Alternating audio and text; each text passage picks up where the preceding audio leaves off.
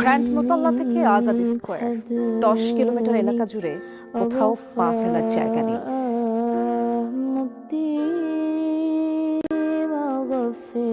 প্রয়াত সর্বোচ্চ নেতা আয়াতুল্লাহ আলী খামেনির শেষ যাত্রায় জনসমুদ্রে পরিণত হয়েছে ইরানের রাজধানী তেহরান।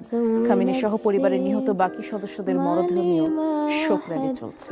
শ্রদ্ধা জানাচ্ছে সর্বস্তরের মানুষ।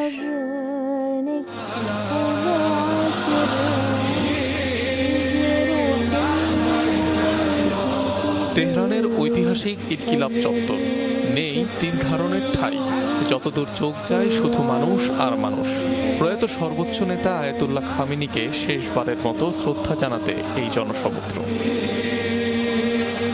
সোমবার স্থানীয় সময় সকালে শুরু হয় দুদিনব্যাপী শ্রদ্ধা নিবেদনের শেষ পর্ব।